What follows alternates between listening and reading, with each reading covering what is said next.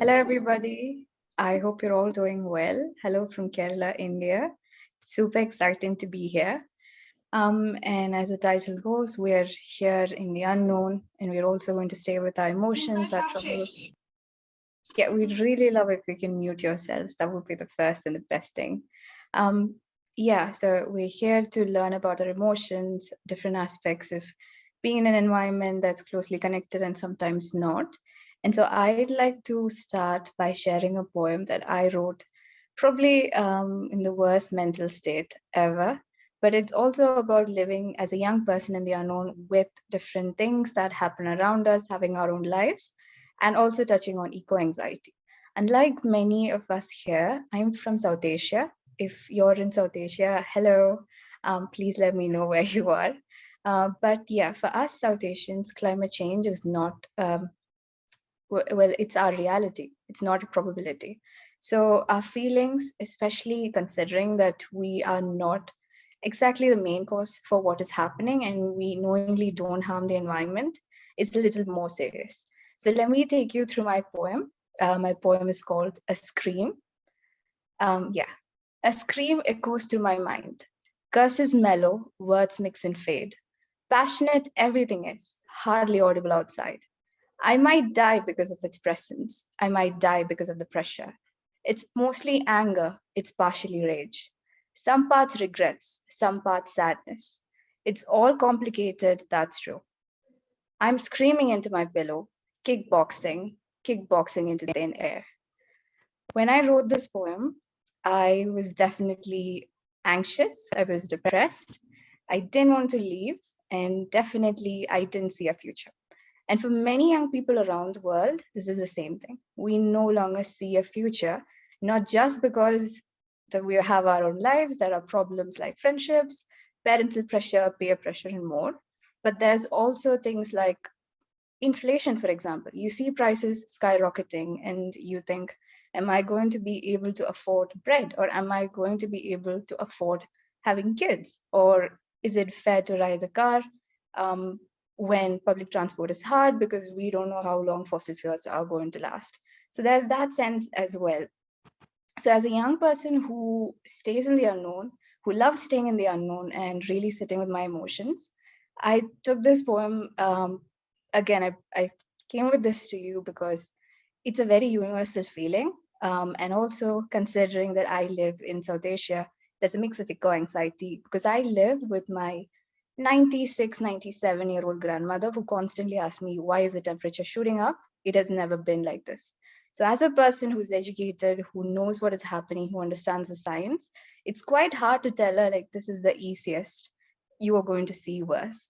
And also as a young person, it's tough to tell myself, I probably might have to skip the process of reproduction because I don't think the planet can cope with that. Or it might be tough to tell myself like all my friends are riding a car and I see cars every day, but as a 19-year-old, I'm choosing not to drive because that might be tough. This is staying in the unknown, and I hope the poem and my words help you reflect a little more. But as somebody who has gotten out of serious mental health crisis, I'd say there's always light at the end of the tunnel. Like you're not alone, you're definitely not alone. Once you get out of that tough time, there's light, there's love, and there's lots of hope. Um, keep, yeah, be yourself. That's what I'm going to say.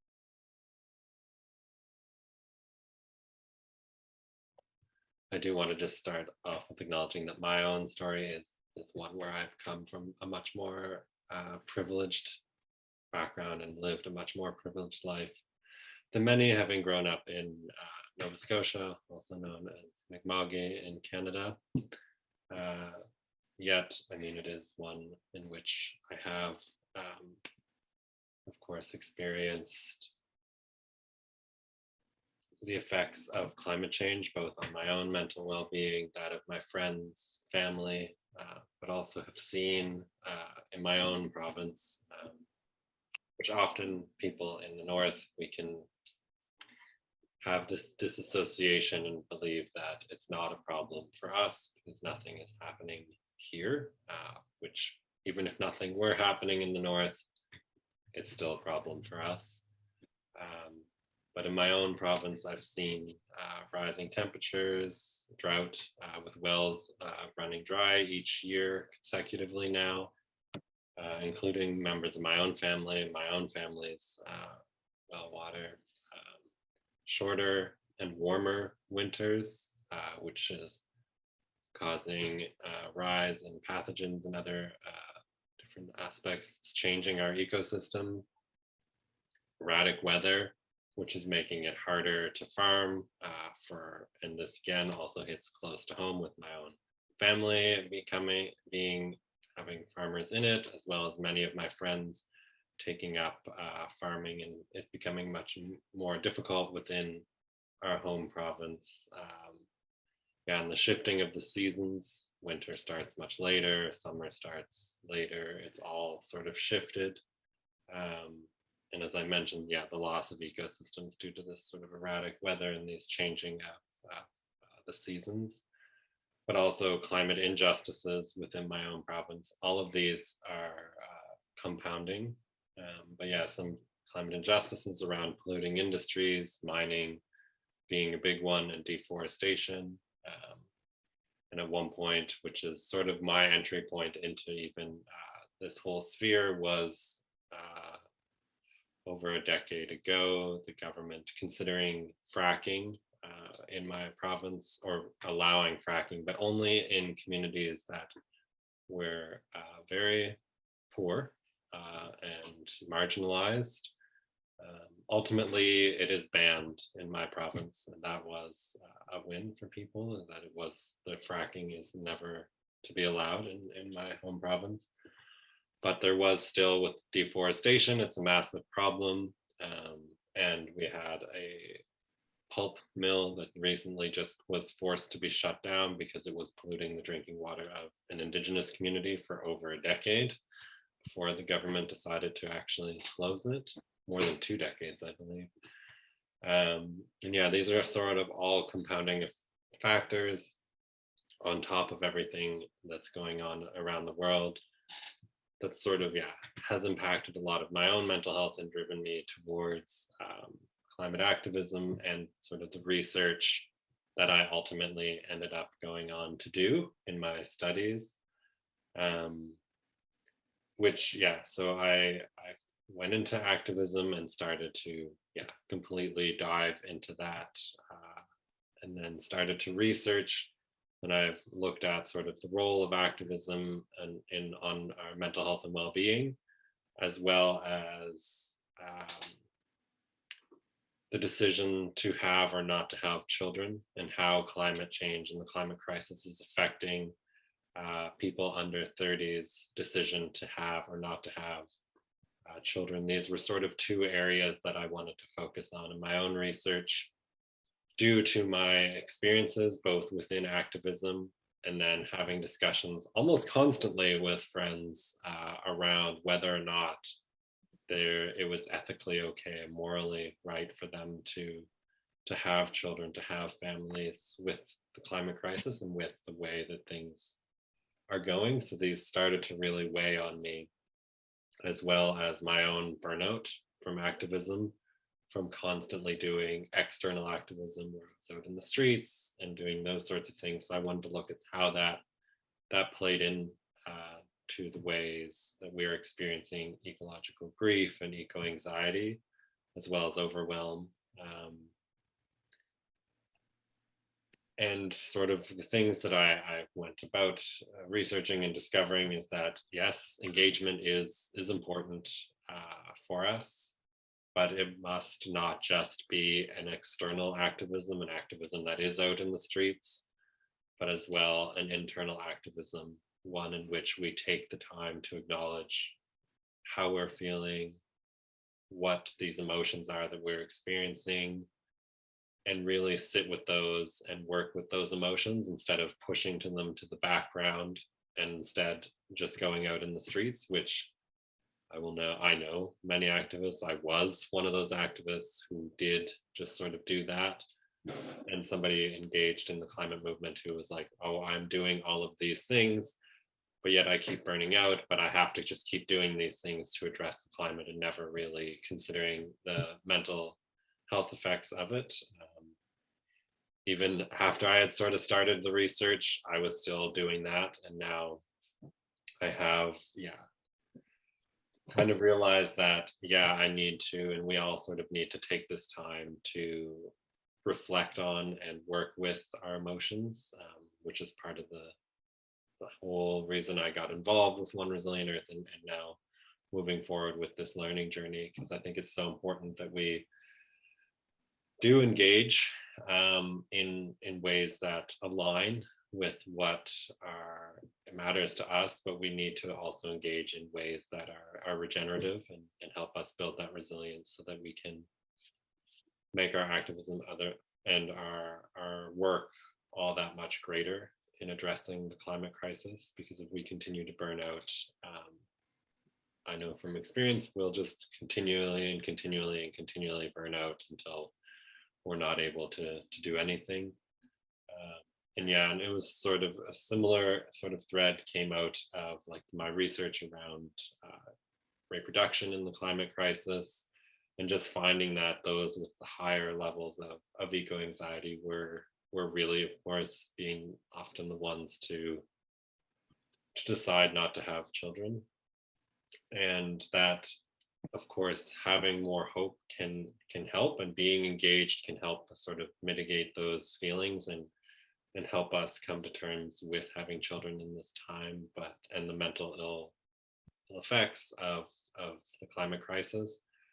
But it can't just be a blind hope that somebody will fix it, that something will happen. It needs to be a much more meaningful hope in which we are empowered to take action, empowered to take that internal action to reflect on everything that we're experiencing, and then to be able to put that into practice and use those emotions. And that's sort of where I'm coming from, and the story of how I've gotten here is through this research, through this activism, but also through all the experiences with my family, my friends, in my own province, and as well as many people that I don't know, and experiencing ecological grief at the changing of the ecosystems around me, but also then trying to find ways forward in my own life to build up holistic practices that regenerate me, so that I can take part in projects like these, and in moving forward in addressing the climate crisis.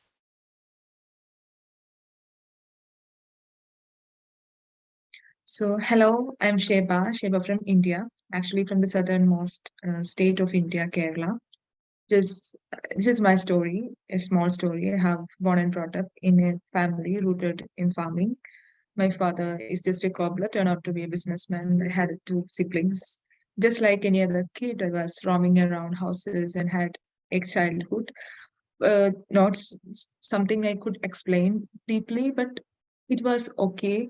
But I had this abusive side from my parents, just any kind of typical Indian family regarding the religion, our economically weak background, and all. Although the situation was bad, I was much curious about the things happening around me. This sheer curiosity had driven me to take subjects that could challenge me.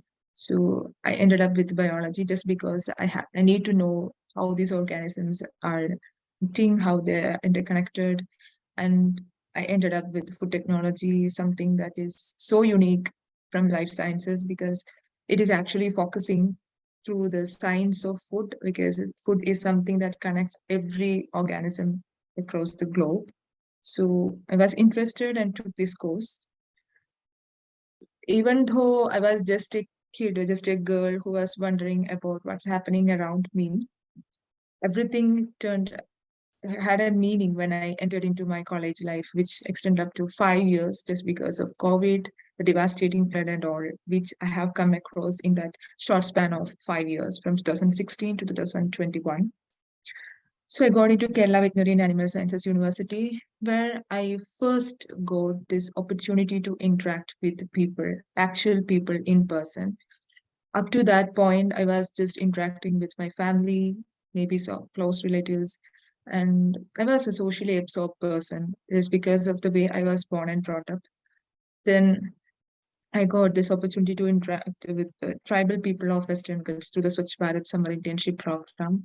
With the program, I led with the help of 10 other mates for about 100 days. I got interacted with these people about the nutritional problems they are facing, food security, the problems, how the system is ignoring their issues, all those problems, political problems, everything.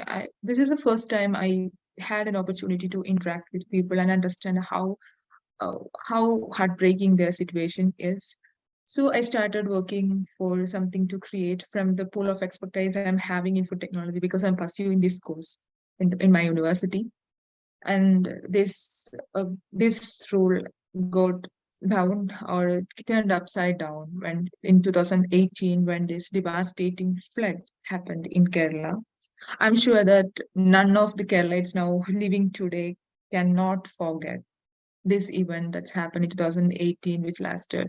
I hope it was started. It was started in August 15, Indian Independence Day. Actually, that's when this flood has this effect.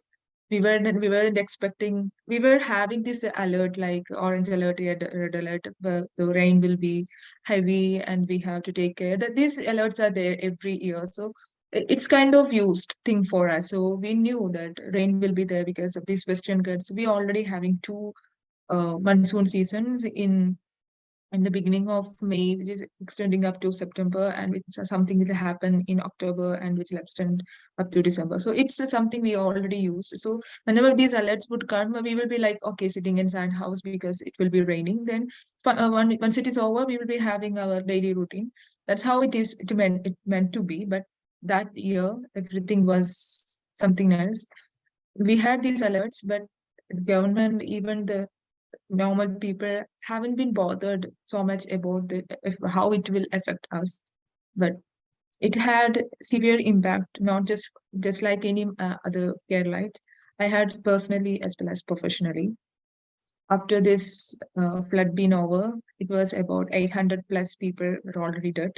Many more are gone. I don't know. I think the government had no idea how many of the bodies had need to be recovered until now. This event erased my college building from a. We had a landslide because the college was near the Western Ghats. We had these mountains back of our backside of our college.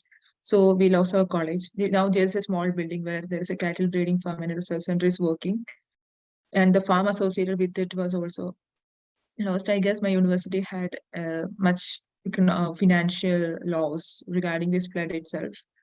And personally, I had to flee from my house and live inside camps for several days, and then I just migrated to my relatives' house. Those houses were some kind of in the midland area. I mean, those are on the coastal line or lowland already underwater, and those those are near to these mountains are already been broken by this landslide or something like that. So only the safest places were this midland were somewhat in a with a higher topography. So those houses which are in a high topography were safe and secure. So I migrated from the camps because within 3 to 4 days the people were became starving. The food was already lost.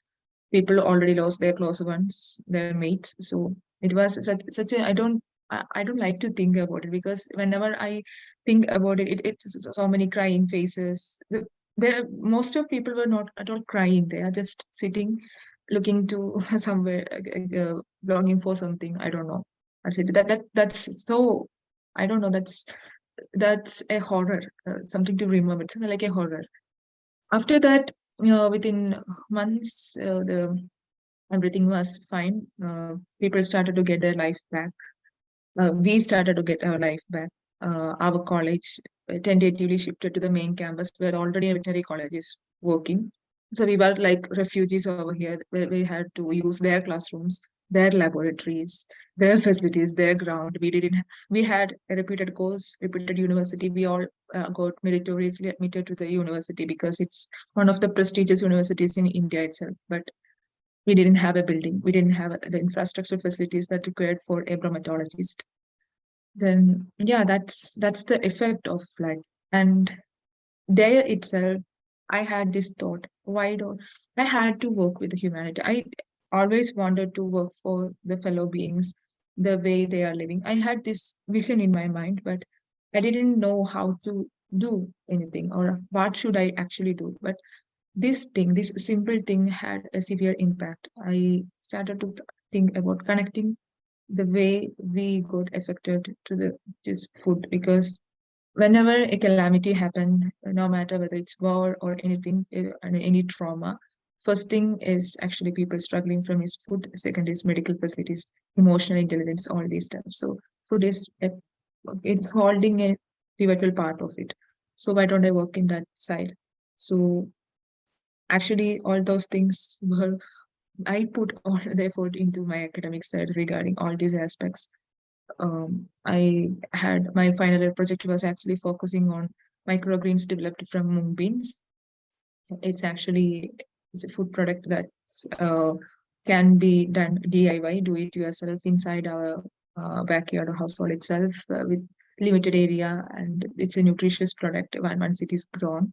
It's very simple to grow microgreens, and we analyzed the nutritional parameters and we established it as a fiber-rich alternative to salads in fast foods, which is something likable for everyone around the world. And we had an actually we had an startup project running on from 2018. So we focused the project was focused on celiac patients because one of my closest friend is a celiac patient. But we selected cassava as the basic product, base material to develop the snack product, because people were struggling with the farming population of cassava was actually struggling with the same. So in order to help the cassava farmers, we selected cassava as the base material with some nutritional enrichment, and our product was got selected to Young Innovators program of Kerala Startup Mission for funding and mentorship. And we ran this project for 3 years until the prototype development. And now we transferred the project to the university entrepreneurship department itself. So I had on one side, I worked with the food science side, which I had the pool of expertise. On the other side, in 2020, I started working with the Youngo, this official child and youth constituency of United Nations UNFCCC. And I started working with them, and little by little, I understood the sides, different aspects of climate action, climate change, climate resilience, on all these stuff, the finance, loss and damage, adaptation, and all these things. Several workshops and stuff. Now I'm working on the and in a transdisciplinary way, connecting food security, food safety with climate action. Now I am part of On Resilient Earth as a media and communication support. Apart from that, I'm also now I'm head of the policy team and the social media handling side of Young Women in Sustainable Development, another NGO based in Australia. Uh, Recently, I was being selected to local conference of youth of United Nations in India, and I had an opportunity to present policy recommendations from the food sector. I was the only one from food sector for this program, so it was included in Indian Youth Statement. I had made several points from the experience I had highlighting the flood happened in the southernmost part of India and the coastal sides, the problems faced by the farmers over here. So this is it. This is my story. And in nutshell, I'm really happy to be what I am right now. The all these experiences, heartbreaking moments, hardships, the came out moment as a queer person, everything had the impact to make the person who I am today. And I'm really happy to be here to share my story. I'm really what I am now. And currently, I'm looking for master's studies which can have this transdisciplinary way in connecting climate action with food security in countries that allow me having that kind of specialization. So in a short sentence, nothing is impossible out there if we have the will, courage, and bravery to pursue on. So if we have determination to help the humanity, there will be a way. Yeah, that's it. Thank you. Thank you so much.